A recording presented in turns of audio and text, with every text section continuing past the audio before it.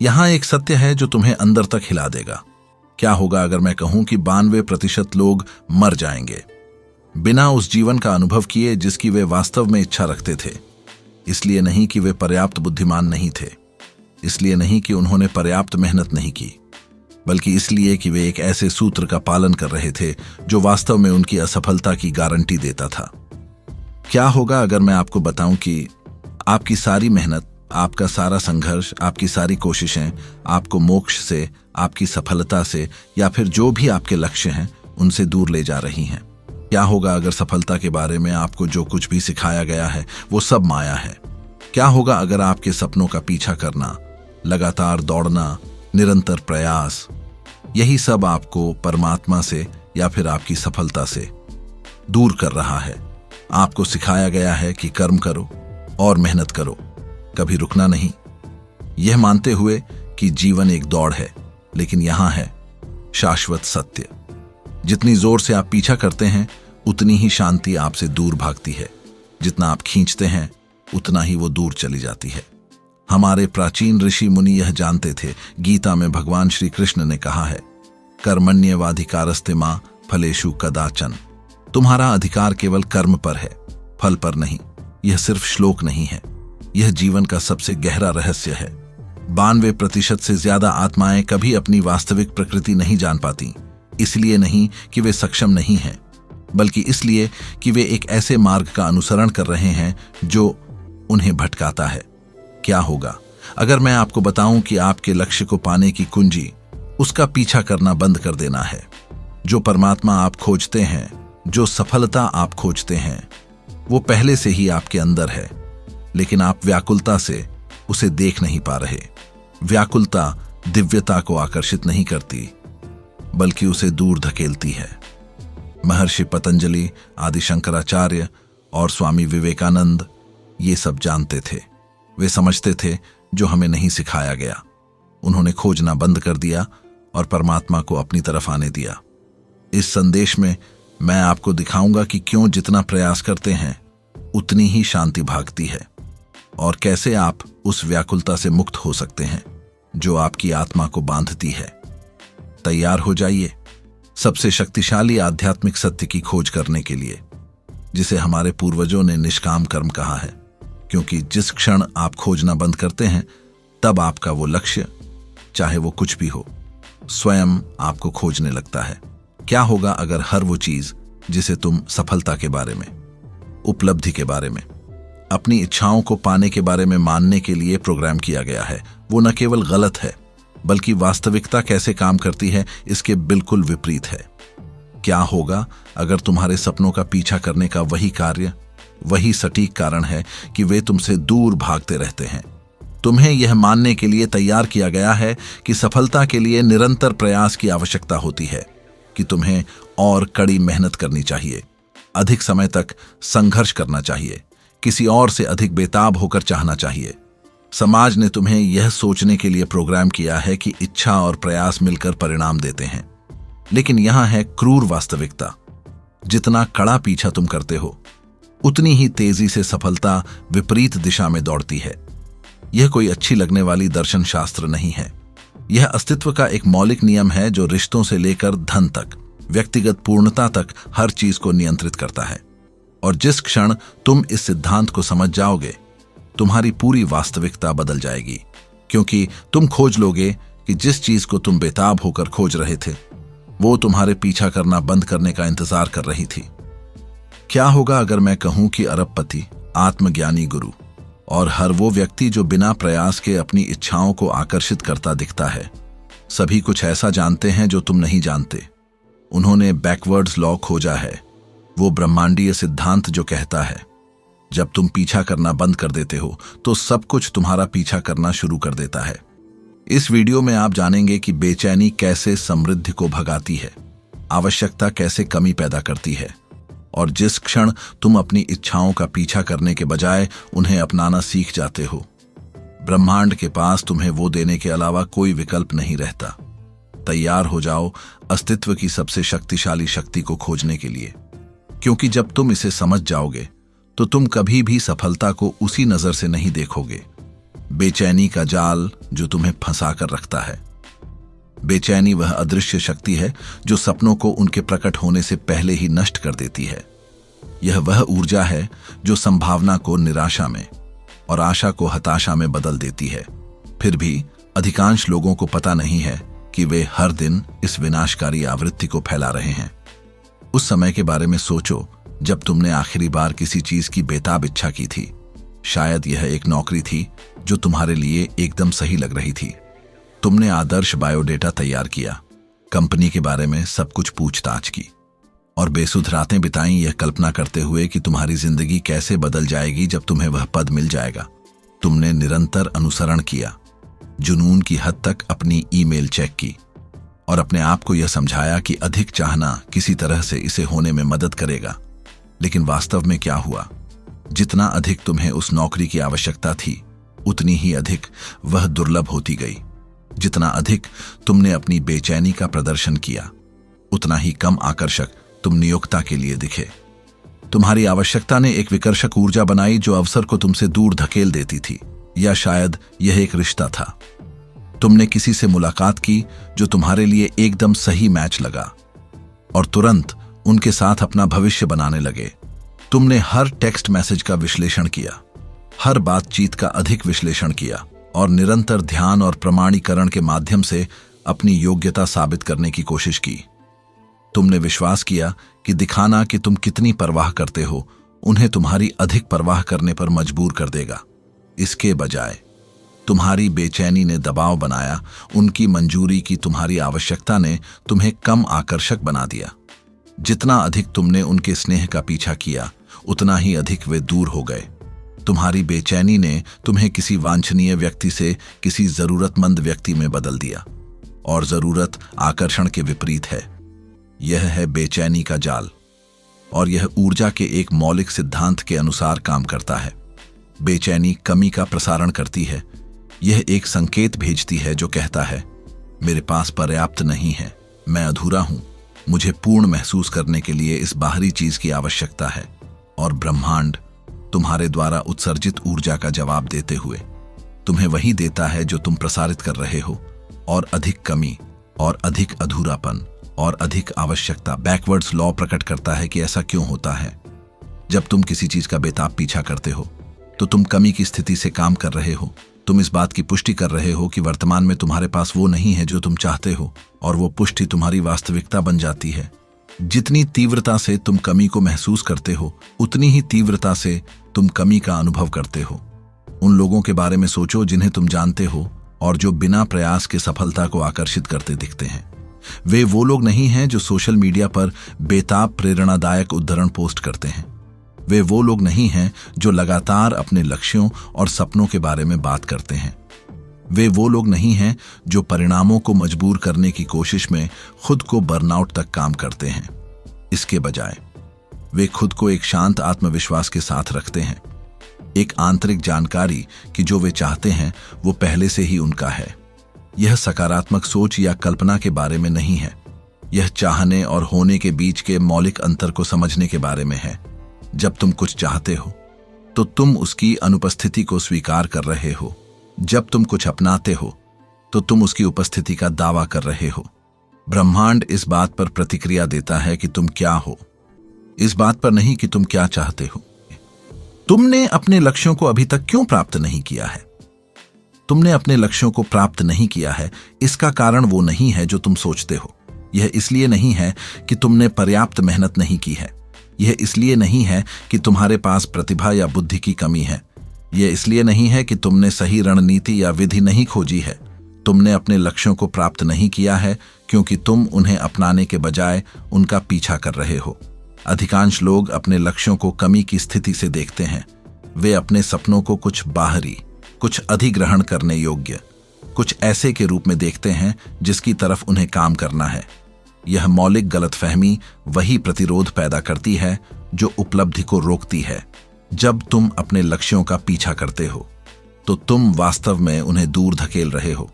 सफलता के लिए तुम्हारे वर्तमान दृष्टिकोण के बारे में सोचो। शायद तुम्हारे पास उन चीजों की एक सूची है जिन्हें तुम हासिल करना चाहते हो, पैसा जो तुम कमाना चाहते हो, रिश्ते जिन्हें तुम अनुभव करना चाहते हो, मान्यता जो तुम प्राप्त करना चाहते हो, और शायद तुम अपने दिन इन चीजों की तरफ काम करते हुए बिताते हो, उनके लिए योजना बनाते हुए, उनके बारे में रणनीति बनाते हुए, उनके बारे में चिंता करते हुए। लेकिन यहां वास्तव में क्या हो रहा है? हर बार जब तुम इस बात पर ध्यान देते हो कि तुम्हारे पास क्या नहीं है, तो तुम उसे न होने की वास्तविकता को मजबूत कर रहे हो। हर बार जब तुम किसी चीज की लालसा करते हो, तो तुम और अधिक लालसा पैदा कर रहे हो। हर बार जब तुम्हें पूर्ण महसूस करने के लिए किसी चीज की आवश्यकता होती है, तो तुम और अधिक अपूर्णता उत्पन्न कर रहे हो।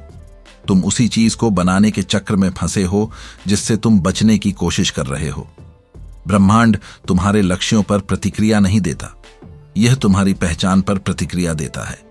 इसे कोई परवाह नहीं है कि तुम क्या चाहते हो, इसे परवाह है कि तुम कौन हो। और अगर तुम कोई ऐसे व्यक्ति हो जो सफलता चाहता है, तो तुम हमेशा कोई ऐसे व्यक्ति रहोगे जो सफलता चाहता है। कभी कोई ऐसा व्यक्ति नहीं जिसके पास सफलता है। चाहना तुम्हारी स्थायी अवस्था बन जाती है। यही कारण है कि लोग अविश्वसनीय रूप से कड़ी मेहनत कर सकते हैं और फिर भी अपने सपनों को पूरा करने में असफल हो सकते हैं। वे गलत नींव से काम कर रहे हैं। वे कोई बनने के बजाय कुछ पाने की कोशिश कर रहे हैं। वे आंतरिक परिवर्तन के बजाय बाहरी परिणाम पर ध्यान केंद्रित कर रहे हैं। वे कारण को अपनाने के बजाय प्रभाव का पीछा कर रहे हैं। सफल लोग वास्तव में कैसे काम करते हैं, इस पर विचार करो। वे अपना समय सफलता चाहने में नहीं बिताते। वे अपना समय सफल होने में बिताते हैं। वे धन का पीछा नहीं करते। वे समृद्धि को अपनाते हैं। वे मान्यता का पीछा नहीं करते। वे मान्यता के योग्य बनते हैं। वे अपने लक्ष्यों की तरफ काम नहीं करते। वे अपने लक्ष्यों से काम करते हैं। बैकवर्ड्स लॉ का व्यावहारिक प्रयोग। बैकवर्ड्स लॉ को बौद्धिक रूप से समझना एक बात है, इसे व्यावहारिक रूप से लागू करना दूसरी बात है। पीछा करने से अपनाने तक का परिवर्तन, इस बात में पूर्ण बदलाव की आवश्यकता है कि तुम अपनी इच्छाओं, अपने लक्ष्यों और अपनी दैनिक गतिविधियों को कैसे देखते हो। यह इस बारे में नहीं है कि तुम क्या करते हो, यह इस बारे में है कि तुम इसे करते समय कौन हो। पहला कदम यह पहचानना है कि तुम किस चीज का बेताब पीछा कर रहे हो। अपने जीवन की ईमानदारी से जांच करने के लिए एक क्षण लो। तुम अपने आप को किस चीज के बारे में लगातार सोचते हुए पाते हो? किस चीज की चिंता करते हुए? किस चीज की तरफ काम करते हुए? कौन सी चीज तुम्हें रातों को जगाए रखती है? कौन सी चीज तुम्हें चिंतित या निराश बनाती है जब तुम प्रगति नहीं देखते? ये वे क्षेत्र हैं जहां तुम अपनाने के बजाय बेचैनी से काम कर रहे हो। शायद तुम आर्थिक स्वतंत्रता का पीछा कर रहे हो। तुम लगातार पैसे की चिंता करते हो, अपना बैंक अकाउंट जुनून की हद तक चेक करते हो और अपनी वित्तीय स्थिति को लेकर तनाव महसूस करते हो। तुम जो भी निर्णय लेते हो वो कमी के लेंस से फिल्टर होता है। तुम पर्याप्त न होने पर इतना ध्यान केंद्रित करते हो कि तुम और अधिक पर्याप्त न होने का निर्माण कर रहे हो। या शायद तुम प्रेम और संबंध का पीछा कर रहे हो। तुम हर बातचीत का विश्लेषण करते हो, अकेले होने की चिंता करते हो और रोमांटिक साझीदार के बिना अधूरा महसूस करते हो। तुम किसी को खोजने पर इतना ध्यान केंद्रित करते हो कि तुम वास्तव में उन लोगों को भगा रहे हो जो तुम्हारी तरफ आकर्षित हो सकते हैं। प्रेम की तुम्हारी आवश्यकता प्रेम को तुम्हारी तरफ बहने से रोक रही है। मुख्य अंतर्दृष्टि यह है, जिस चीज का तुम पीछा कर रहे हो वो वास्तव में तुम्हारा पीछा कर रही है, लेकिन तुम्हारी बेचैनी एक बाधा बना रही है जो तुम्हारी इच्छा के प्राकृतिक प्रवाह को रोक रही है।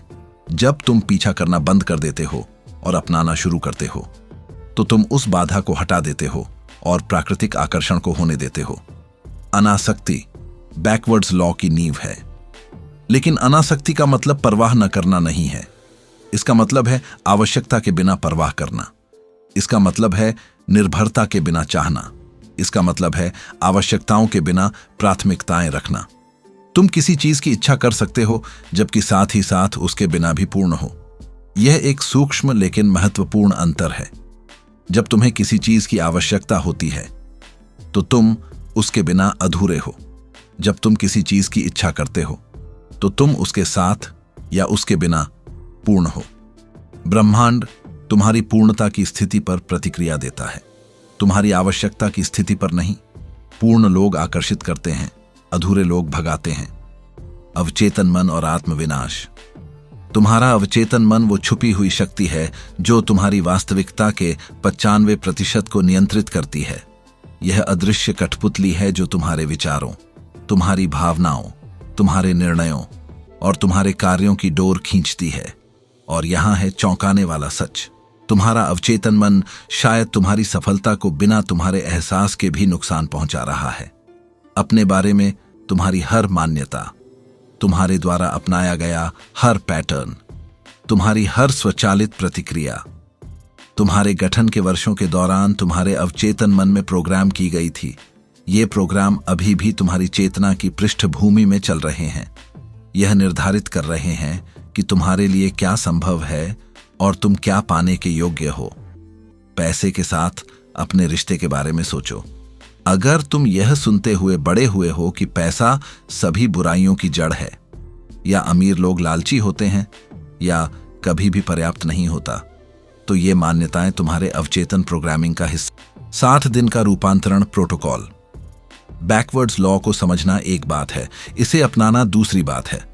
निम्नलिखित 60 दिन का प्रोटोकॉल तुम्हें पीछा करने से आकर्षित करने में, चाहने से होने में, कमी से समृद्धि में स्थानांतरित होने में मदद करेगा। हर दिन रूपांतरण के एक विशिष्ट पहलू पर ध्यान केंद्रित करता है, पिछले दिन के काम पर आधारित होता है। यह कोई निष्क्रिय अभ्यास नहीं है। इसके लिए सक्रिय भागीदारी, चेतन विकल्प और निरंतर अभ्यास की आवश्यकता है। जितना अधिक पूर्ण रूप से तुम हर दिन के अभ्यास में संलग्न होगे, उतना ही गहरा तुम्हारा रूपांतरण होगा। याद रखो, तुम केवल अपने कार्यों को नहीं बदल रहे, तुम अपनी पहचान को बदल रहे हो।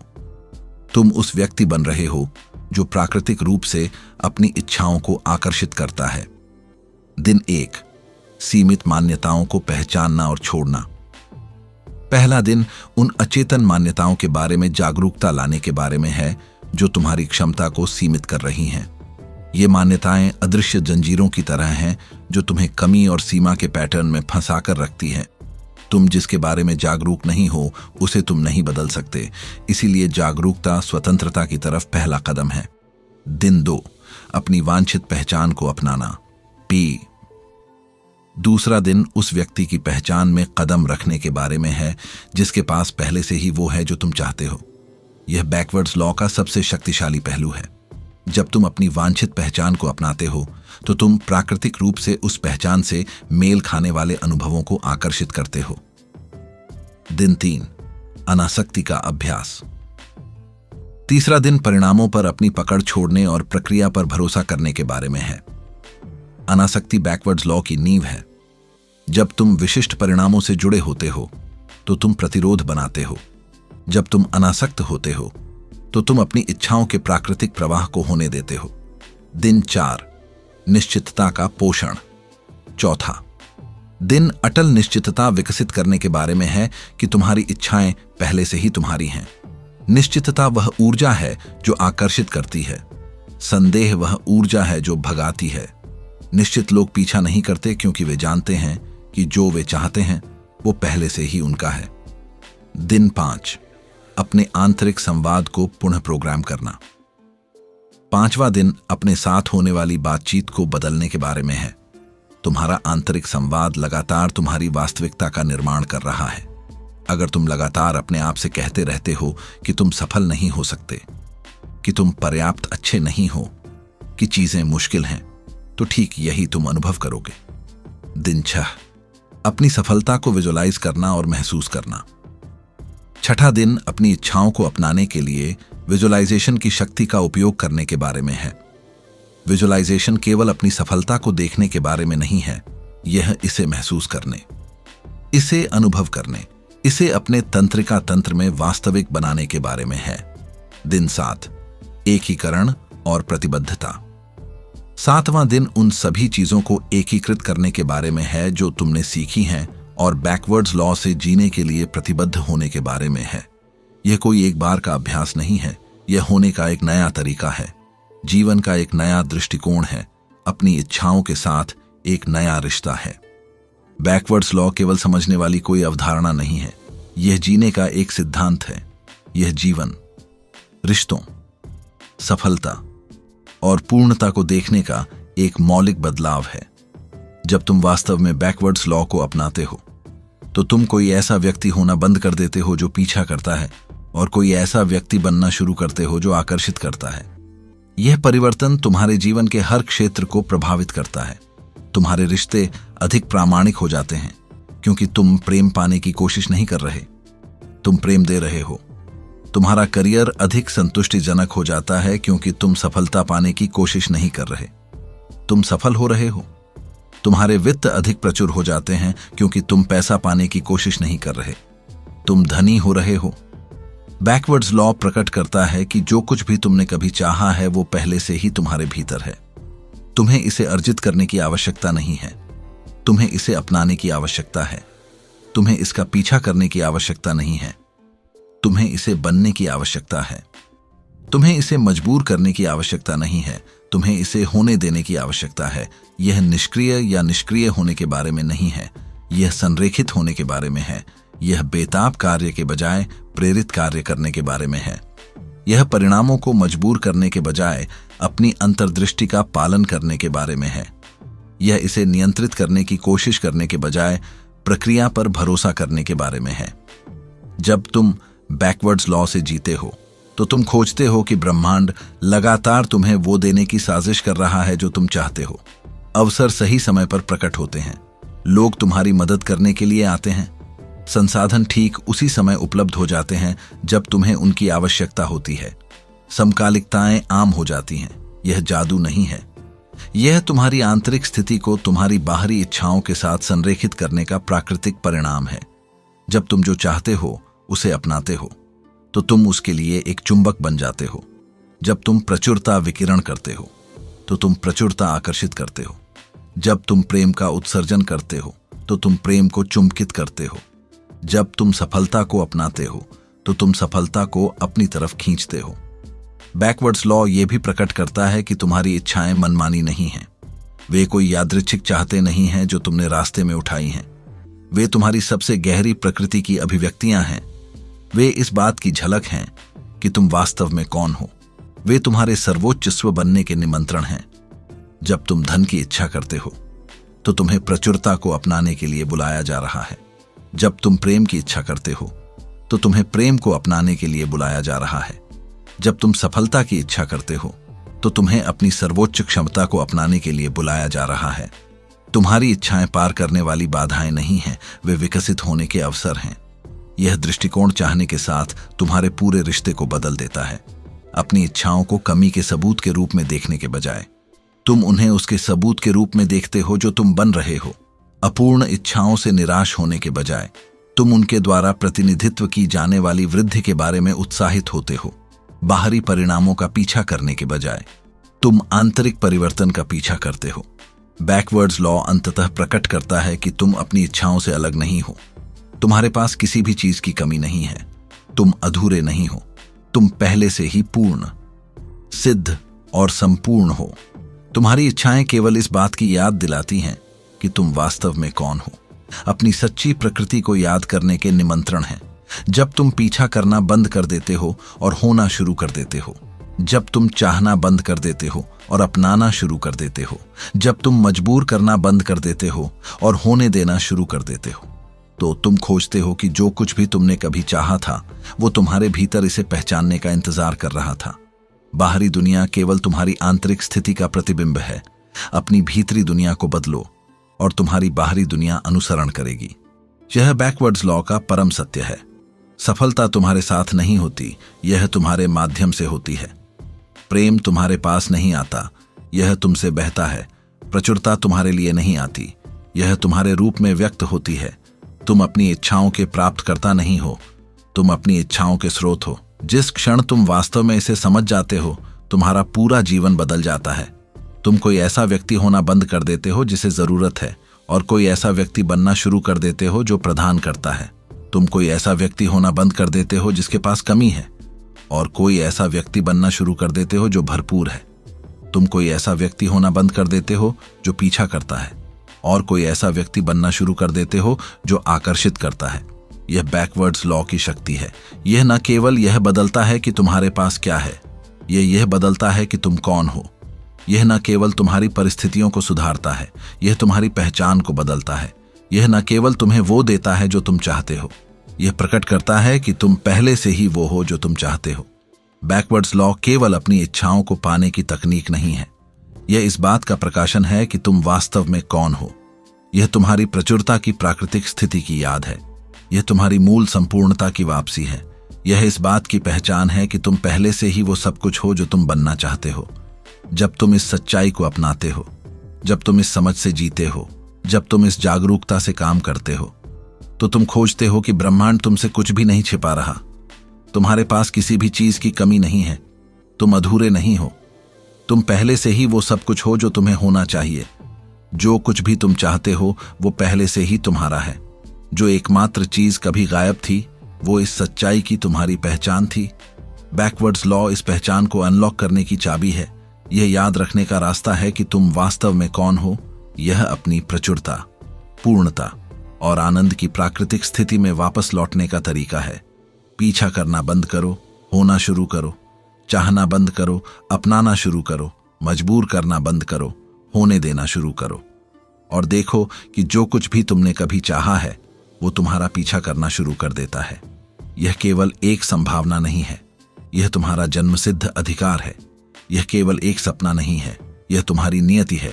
यह केवल एक आशा नहीं है, यह तुम्हारा सच है। तुम पहले से ही वो सब कुछ हो जो तुम बनना चाहते हो। बैकवर्ड्स लॉ केवल इस सच्चाई को प्रकट करता है और इसे तुम्हारे जीवन में प्रकट होने देता है। विकल्प तुम्हारा है। तुम पीछा करना, चाहना और मजबूर करना जारी रख सकते हो, या तुम होना, अपनाना और होने देना शुरू कर सकते हो। तुम कमी, सीमा और भय से काम करना जारी रख सकते हो, या तुम प्रचुरता, संभावना और प्रेम से काम करना शुरू कर सकते हो। तुम कोई ऐसा व्यक्ति होना जारी रख सकते हो जिसे जरूरत है, या तुम कोई ऐसा व्यक्ति बनना शुरू कर सकते हो जो प्रदान करता है। बैकवर्ड्स लॉ केवल आकर्षण का नियम नहीं है, यह होने का नियम है।